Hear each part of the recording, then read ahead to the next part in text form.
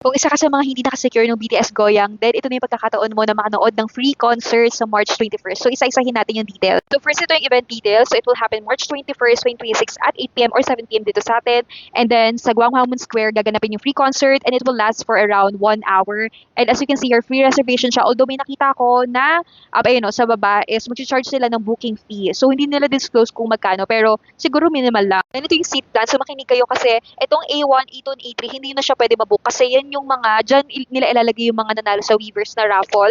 And then itong A4, A5, standing yung mga yan. And pwede siyang mabook. Though hindi nila sinabi kasi kung ilan yung capacity niyan. And then, itong nakikita yung green dito, mga seated yan lahat. So, very important to kasi hindi nyo makikita yung mismong stage if dyan kayo makaupo. So, screen lang yung makikita nyo dyan kasi meron silang disclose doon na yung A4, yung mga standing lang yung visible yung stage and then yung mga seated is parang obstructed na yung view nila. So, screen lang talaga yung makikita nyo dyan as disclosed dun sa notice. Since free concert na ito, wala nang physical ticket sa kailangan. Mobile ticket lang ipapakita nyo. Kaya before kayo mag-reserve is make sure na tama yung mga details nyo dun sa reservation page. Kaya meron silang identity verification on-site and kapag hindi nag-match yung ID dun sa reservation page ay hindi kayo papapasukan. So, iwas scalping din kasi free tickets, madaming magti-take advantage na naman ng mga scalpers para i-sell nila sa mas mataas na presyo. So yan, dahil nga, isi-stream to na Netflix. So kapag nag-attend kayo, is automatically na nagbibigay kayo ng consent para i-film and ma-include dun sa streaming. Ayan, perfect. Transportation information. So itong kahaba na to is, dyan gaganapin yung BTS concert.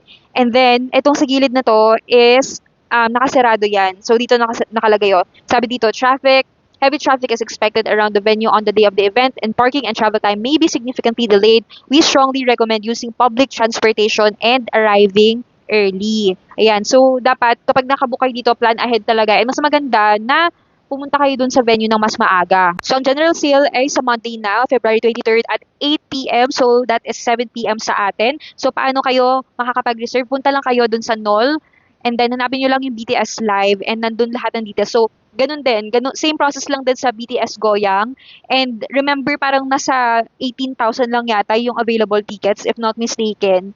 Pero kung hindi man kayo hindi kayo makasecure. So, meron dun sa mga areas, sa mga buildings around Gwanghwamun na pwede kayong manood. So, research na lang yun. Mention ko na lang din dito kapag may nakita ko. Pero parang mayroon dun museum something na dun daw sa may rooftop. Pero for sure, madaming mag-aabang dun. So, ayun. Mag-make na kayo ng parang backup plan nyo. Just in case na hindi din kayo makapag-secure. Pero hopefully, di ba, makasecure. So, yun, good luck!